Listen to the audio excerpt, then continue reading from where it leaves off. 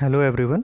आज का टॉपिक है स्मॉल स्केल इंडस्ट्रीज़, हिंदी में इसे लघु उद्योग कहते हैं। आजकल इसके लिए नया टर्म इस्तेमाल होता है micro small and medium enterprises, यानी सूक्ष्म लघु एवं मध्यम उद्यम। सबसे पहले इसके डेफिनेशन को देखते हैं। 2020 से पहले जो क्राइटेरिया था वो था इन्वेस्टमेंट, यानी इन्वेस्टमेंट इकलौता क्राइटेरिया था जिसके आधार पर बताया जाता था कि कोई जो एंटरप्राइज़ है वो माइक्रो है, स्मॉल है या मीडियम है। उसको भी फर्दर दो पार्ट में बांटा गया था। मैन्युफैक्चरिंग एंटरप्राइजेस के लिए जो है वो अलग क्राइटेरिया था, और जो सेवा क्षेत्र में लगे एंटरप्राइजेस थे, सर्विसेज एंटरप्राइजेस थे, उनके लिए क्राइटेरिया अलग था। तो माइक्रो के लिए जो लिमिट था वो मैन्युफैक्चरिंग एंटरप्राइजेस के लिए 25 लाख तक का था, जबकि सर्विसेज एंटरप्राइजेस के लिए 10 लाख तक का था।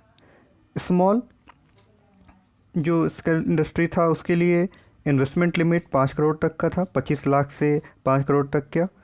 सर्विसेज के लिए 10 लाख से 2 करोड़ तक का लिमिट था।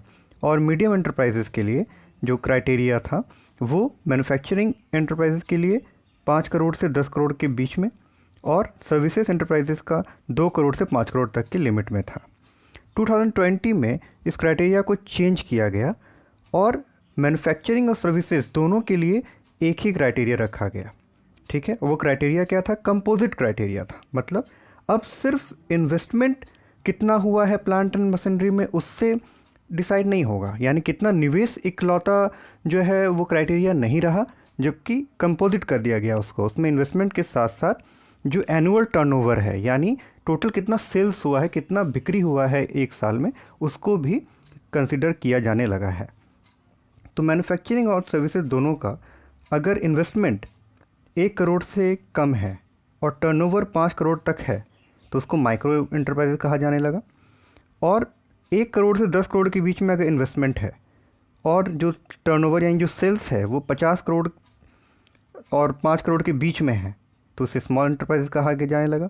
और मीडियम एंटरप्राइज किसके कहते हैं? जिसका इन्वेस्टमेंट 10 करोड़ से ज़्यादा और 20 करोड़ से कम है और टर्नओवर 50 करोड़ से ज़्यादा और 100 करोड़ से कम है, उसे मीडियम एंटरप्राइजेस कहा जाता है। देखिए, स्मॉल स्केल इंडस्ट्रीज़ या एमएसएमईज़ जिसे हम कहते हैं, उसका जो रोल है वो हमारी इकोनॉमी में बहुत इम्पॉर्टेंट है। 30% जो जीडीपी है हमारे देश की, उसमें जो कंट्रीब्यूशन है वो किसका आता है? एमएसएमईज़ का आता है। ठीक है, और जो टोटल मैन्युफैक्चर्ड गुड्स हैं उसमें 45% जो योगदान, जो कंट्रीब्यूशन है वो स्मॉल स्केल इंडस्ट्रीज या एमएसएमईज़ का है। हम एक एक करके उसके रोल को देखते हैं। पहला है लेबर इंटेंसिव, यानी श्रम आधारित। स्मॉल स्केल इंडस्ट्रीज़ जो है वो बहुत बड़े बड़े टेक्नोलॉजी, बहुत बड़े बड़े मशीन्स, प्लांट्स का यूज़ नहीं करती है। वो ज़्यादा जो होती है लेबर इंटेंसिव होती है, श्रम आधारित होती है, ना कि पूंजी आधारित, कैपिटल इंटेंसिव ना होकर श्रम आधारित होती है। और जिसके कारण ये बहुत सारे लोगों को एम्प्लॉयमेंट देती है। अभी वर्तमान में 11 करोड़ से ज़्यादा लोग जो हैं वो एमएसएमईज़ में एम्प्लॉयड हैं। 2024 तक इसके 15 करोड़ जाने की संभावना है। दूसरा, contribution in exports. Total exports जो भारत करता है उसमें 48% जो शेयर है वो एमएसएमईज़ के द्वारा बनाए गए गुड्स एंड सर्विसेज का होता है। इम्पोर्ट लाइट, यानी कम आयात निर्भरता। चूँकि स्मॉल स्केल इंडस्ट्रीज जो होते हैं वो टेक्नोलॉजी का यूज़ या मशीन्स का यूज़ कम करते हैं, क्योंकि कम कैपिटल इंटेंसिव होते हैं, लेबर इंटेंसिव ज़्यादा होते हैं। इसके कारण से जो इम्पोर्ट्स है, इम्पोर्ट डिपेंडेंस है वो बहुत कम है, यानी डेवलप कंट्रीज से जो पूंजीगत वस्तुएं हैं, जो कैपिटल गुड्स हैं, वो कम आते हैं, जिसके कारण हमारा जो फॉरेन एक्सचेंज है, जो विदेशी मुद्रा है, उसका काफ़ी बचत होता है। चौथा पॉइंट है डिसेंट्रलाइजेशन, विकेंद्रीकरण। अगर आप देखेंगे तो ज़्यादातर जो लार्ज स्केल इंडस्ट्रीज़ हैं वो गिने चुने शहरों में ही सीमित हैं, जबकि जो एमएसएमईज़ हैं वो बहुत सारे एरियाज़ में फैले हुए हैं जो कि इंडस्ट्रियल हब्स नहीं हैं। छोटे छोटे शहरों और गाँव में भी इनकी पहुंच है। और 50% जो एमएसएमईज़ हैं वो रूरल एरियाज़ यानी ग्रामीण क्षेत्र में ही केंद्रित हैं। Seed bed for large scale industries, बड़े उद्योगों का आधार। जो बड़े बड़े मैन्युफैक्चरिंग यूनिट्स हैं, जैसे एग्जांपल ले लीजिए ऑटोमोबाइल इंडस्ट्री जो है, जो कार बनाने वाली कंपनियां हैं, वो सारे कल पुर्जे का निर्माण खुद से नहीं करती है। फॉरवर्ड एंड बैकवर्ड लिंकेजेस होता है, यानी वो बहुत सारी छोटी छोटी कंपनियों पर, छोटे छोटे उद्योगों पर निर्भर होती है कल पुर्जे के लिए और भी इक्विपमेंट्स के लिए। और यही जो छोटे छोटे उद्योग हैं कल को डेवलप करके बड़े बड़े उद्योगों में परिवर्तित होते हैं, इसलिए इनका इम्पोर्टेंस बहुत ज़्यादा है। लास्ट है इवन डिस्ट्रीब्यूशन ऑफ इनकम, आय का समान वितरण। देखिए, इस छोटे उद्योगों को खोलने के लिए बहुत ज़्यादा पूंजी की आवश्यकता नहीं होती है, तो छोटे आम आदमी भी इसका सेटअप इसको कर सकते हैं, और जिसके चलते जो इनकम का डिस्ट्रीब्यूशन है वो केवल गिने चुने बड़े बड़े पूंजीवादियों के हाथ में ना होकर जो आम लोग हैं उन तक भी जाता है।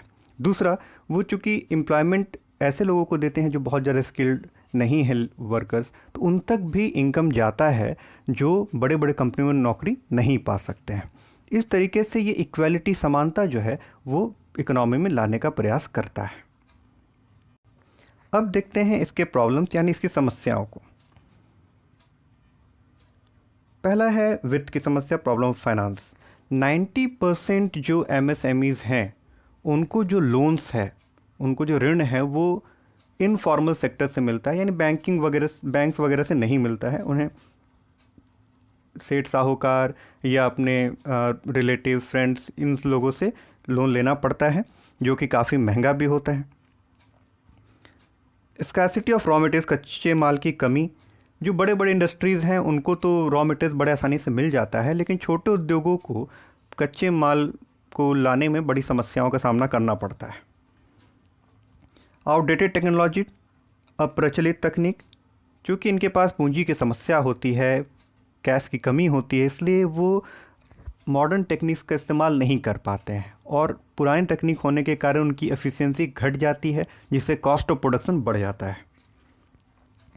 गुणवत्ता एक बड़ी समस्या है। इनका जो प्रोडक्ट होता है, चूँकि लेबर स्किल्ड नहीं होते हैं, इनकी तकनीक अप टू डेट नहीं होती है, इसलिए इनके द्वारा बनाया गया जो प्रोडक्ट होता है वो बड़े बड़े कंपनियों के बनाए गए प्रोडक्ट के सामने टिक नहीं पाता क्वालिटी में, जिसके कारण इसका जो सेल है वो बहुत कम होता है और ये कंपनी प्रॉफिट में ज़्यादा नहीं आ पाती।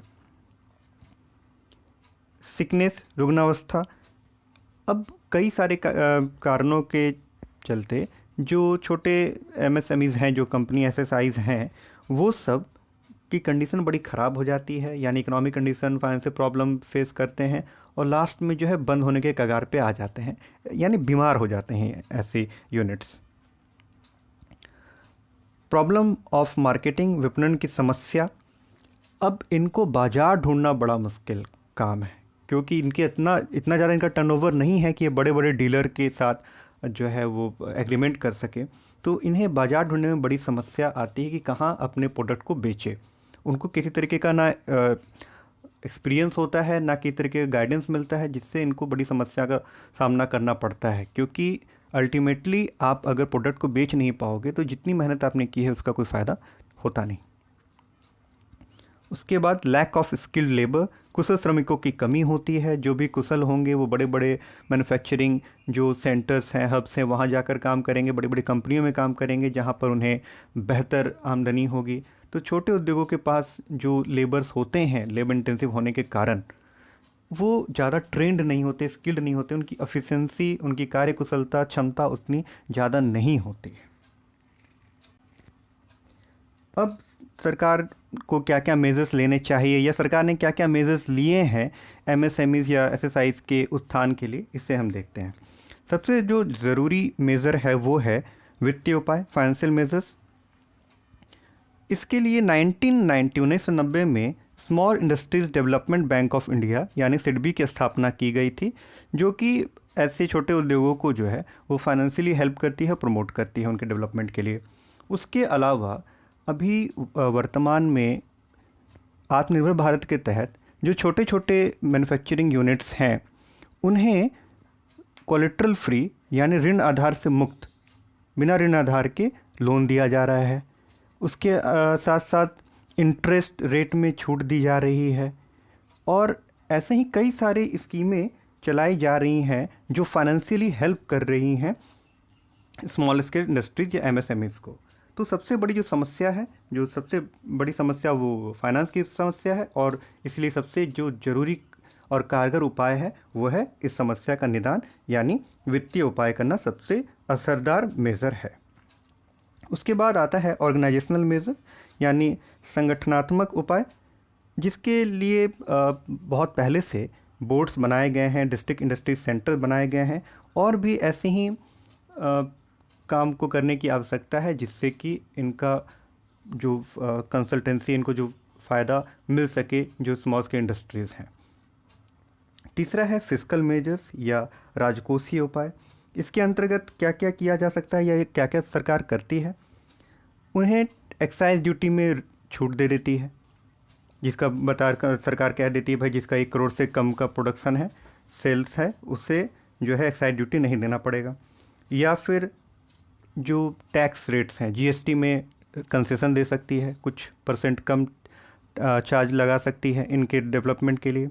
या कभी कभी सरकार जो है वो ऐसा आदेश देती है कि जो 25% ऑफ जो रॉ मटेरियल्स है वो सरकारी जो कंपनियां हैं वो एमएसएमई से ही खरीदेगी। ठीक है, यानी एक कंडीशन लगा दिया कि उसको 25% खरीदना है छोटे कंपनीज से, छोटे एमएसएमई से, जिससे क्या होगा, उनका एक मार्केट जो प्रॉब्लम हम देख रहे हैं, तो मार्केट का जो प्रॉब्लम है वो दूर हो जाएगा, उन्हें बना बनाया सरकारी मार्केट मिल जाएगा सरकार को बेचने के लिए। उसके बाद टेक्निकल मेजर्स, इसमें जो है सरकार के द्वारा small scale industry development organisation, SIDO जिसे कहते हैं, या कार्ड, ऐसी उपाय की ऐसी संस्थाएं बनाई गई जो उन्हें ट्रेनिंग देती है, जो उनके तकनीक को सुधारने का प्रयास करती है और परामर्श देती है। इन सब मेजर्स के अलावा प्रभावी विपणन के लिए, जैसा हमने बताया कि 25% जो है वो सरकारी कंपनियों को इन्हीं से ख़रीदना होता है। इसके अलावा ट्रेड फेयर्स लगाती है सरकार, लगा सकती है, जिससे उन्हें बना बनाया मार्केट मिल जाए, और उन्हें मार्केटिंग स्ट्रेटजी बनाना सिखाया जा सकता है एमएसएमईज़ को। उसके अलावा providing training and industrial education, प्रशिक्षण एवं औद्योगिक शिक्षा देना, इसका सबसे बड़ा एग्जाम्पल स्किल इंडिया मिशन है या स्टार्टअप इंडिया मिशन है। इन सब के तहत इन लोगों को ऐसा ट्रेनिंग दिया जाता है जो इंडस्ट्रियल वर्कर्स हैं, जिससे कि उनकी एफिशिएंसी बढ़े। एफिशिएंसी बढ़ेगी तो उनका जो इनकम है वो बढ़ेगा, कार्यकुशलता बढ़ेगा तो उनकी आय बढ़ेगी। तो इस तरीके से एमएसएमईज़ का विकास हो पाएगा। उसके अलावा special incentive for backward areas, पिछड़े क्षेत्रों के लिए विशेष प्रोत्साहन। अब हमने देखा कि बड़े बड़े इंडस्ट्रियल हब्स के आसपास ही क्लस्टर में ही बसती हैं, तो जो बैकवर्ड एरियाज़ हैं वहाँ पर भी ये लघु उद्योग लगें, इसके लिए ज़रूरी है कि सरकार कुछ कंसेशन दे। ये टैक्स हॉलिडे हो सकता है या इंफ्रास्ट्रक्चर फैसिलिटी को बेहतर बनाना हो सकता है। इस तरह के प्रलोभनों से सरकार जो है वो अट्रैक्ट कर सकती है कंपनीज़ को कि वो बैकवर्ड एरियाज़ में आए। उम्मीद है आपको ये टॉपिक समझ में आया होगा। धन्यवाद।